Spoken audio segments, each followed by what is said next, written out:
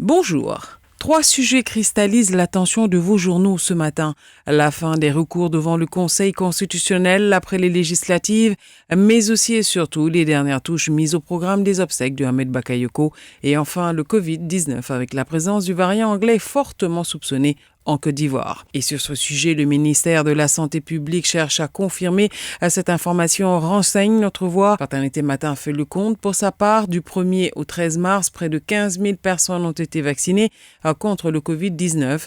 Et sur cette question, le Bélier, l'Héritage ou encore Soir Info reviennent sur la tourmente dans laquelle se trouve le vaccin AstraZeneca, frappé de suspicion depuis la survenue de caillots de sang chez certaines personnes vaccinées. Et si certains pays européens ont suspendu l'administration du vaccin par principe de précaution, c'est aujourd'hui que l'Agence européenne du médicament se prononce si oui ou non il y a un lien entre les caillots de sang et le vaccin AstraZeneca. D'ici là, comme le Sénégal entre autres, la Côte d'Ivoire ne veut pas suivre l'exemple européen, nous dit notre voix.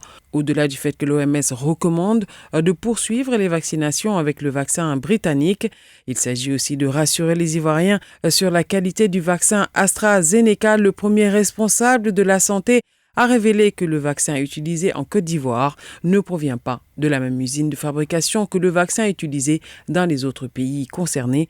Toutefois, conclut Fraternité Matin, des mesures de surveillance pharmacovigilance active ont été mises en œuvre par le ministère de la Santé et de l'Hygiène publique pour détecter toute éventualité de survenue d'effets secondaires, a assuré Akawele. L'actualité nationale, c'est aussi les législatives du 6 mars dernier. Le quotidien Fraternité Matin rappelle que c'est aujourd'hui que prennent fin les réclamations auprès du Conseil constitutionnel quand le Nouveau Réveil se propose de vous dresser la liste de toutes les contestations et recours qui ont été examinés.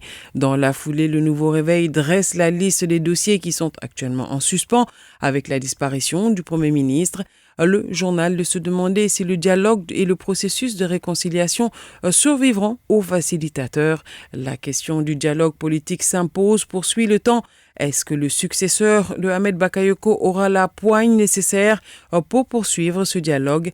Et si le journal admet que cette question ne devrait pas se poser, il relève cependant que chaque homme d'État a sa particularité et que le défunt avait commencé à marquer de son empreinte ce dialogue politique avec l'opposition. Le quotidien, le sursaut, quant à lui, est dans l'affirmative.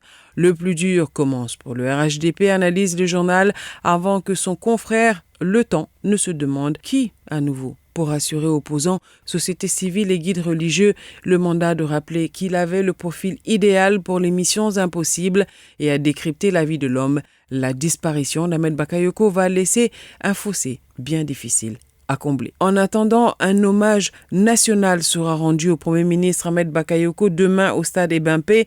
Le dernier show de Ambak, titre l'Inter, à travers un concert gratuit, rapporte Le Jour Plus. Hommage sera rendu au parrain Alami Amba qui a souvent mis tout son poids politique et financier dans la balance pour venir à la rescousse des musiciens du continent. Et le continent compte bien le lui rendre. Ainsi, pour le patriote, ça bouge de partout. Pour un bac, titre le journal. Sur le même tempo, l'intelligent d'Abidjan annonce les prestations d'une brochette de stars comme Maître Gims, Dadju, Koffi Olomide, Sidiki Diabaté et bien d'autres artistes internationaux prendront part à la veillée artistique de feu. Le Premier ministre Ahmed Bakayoko rapporte l'héritage, le Bélier, Soir Info. Il s'agit pour eux, je cite, de donner le peu du grand qu'ils ont reçu. Parce que l'esprit oublie toutes les souffrances quand le chagrin a des compagnons et que l'amitié le console. William Shakespeare. À vos journaux et bonne lecture. Radio de la paix. Se parler, s'écouter, se comprendre.